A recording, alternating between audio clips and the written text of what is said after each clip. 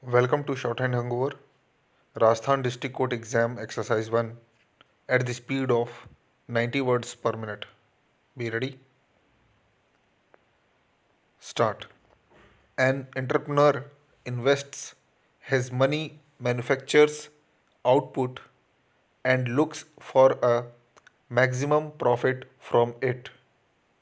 Any business person who invests money, time, and energy would do the same. The travesty in our country is that a farmer who also invests his money and energy produces a crop has to look not for the maximum profit price but for minimum support price, popularly known as MSP. The MSP regime, which became a political tool for parties to entice farmers during elections, is actually an oppressive regime for the ordinary farmers, coupled with the British era mandi system. The regime has been distorted and has become exploitative. Stop para. The MSP regime for the crops produced by a large number of farmers was seen as necessary to protect them from price fluctuations and exploitation by the traders and middlemen. But the mandis are doing just the opposite. When a farmer reaches a mandi, he has to depend on the auction price of the registered traders, which in most cases is below the MSP. Collusion and corruption in the mandi establishment facilitate this fraudulent practice. If a farmer refuses to sell his produce below the MSP, he has to either languish at the mandi for days until his turn comes again or simply go home without selling his produce. That's why many small farmers refuse to go to the mandi and dispose of their produce locally to a merchant collector, often below the MSP. Stop para.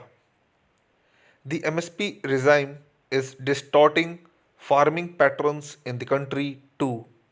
MSP applies to 100% produce in rice and wheat farming, while it applies to 25% of the produce in a number of other crops.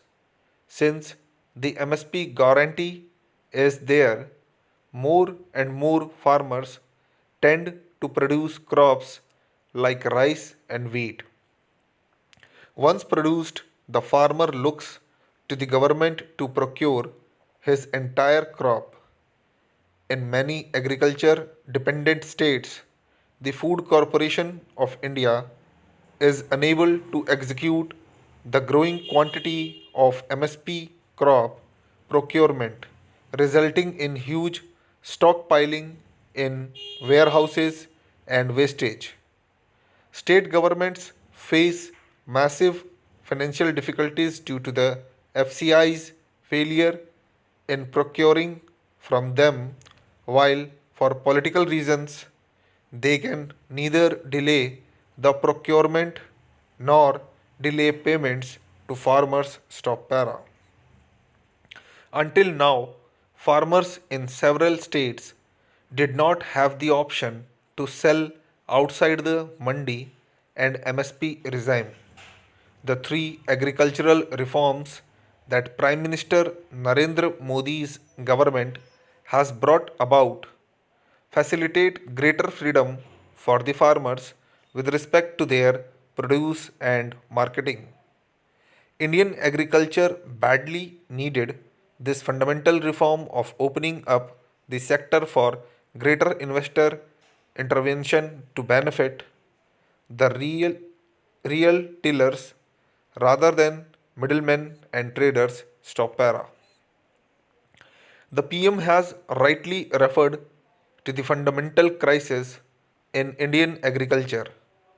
The size of the farms is shrinking as the land is transferring from generation to generation, resulting in a rise in the number of small and marginal farmers.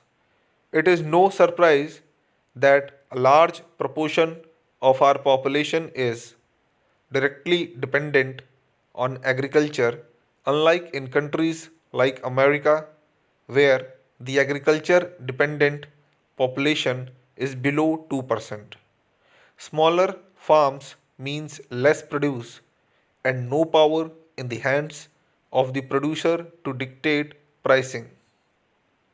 The lack of market intervention has left these with smaller farm holdings less than 2 hectares at the mercy of the mandis and MSP stock para.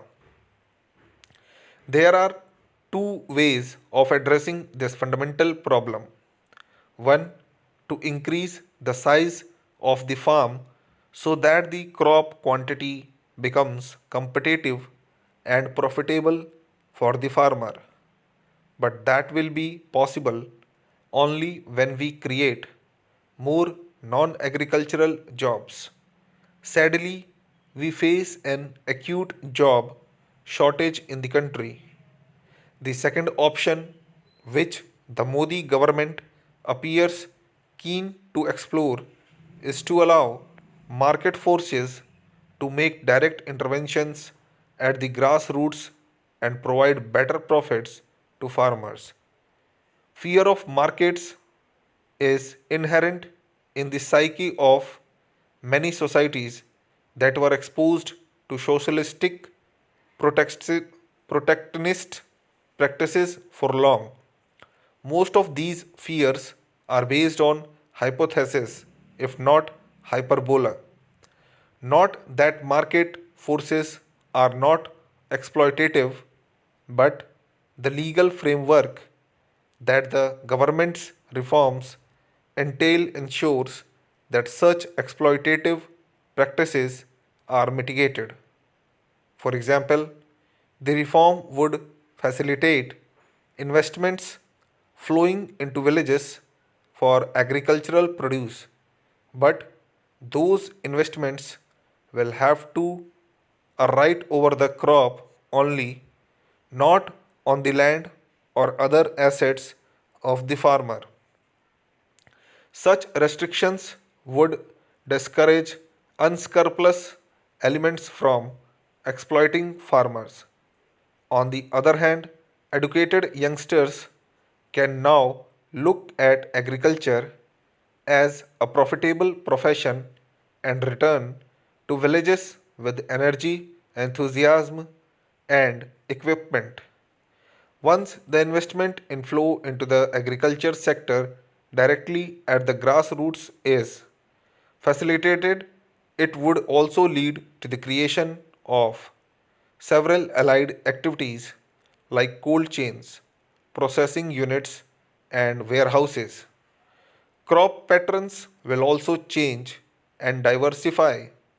There will be scope for the creation of new jobs in the rural sectors. Stop. If you like the dictation, please like, subscribe, share with other. Press the bell icon for more updates.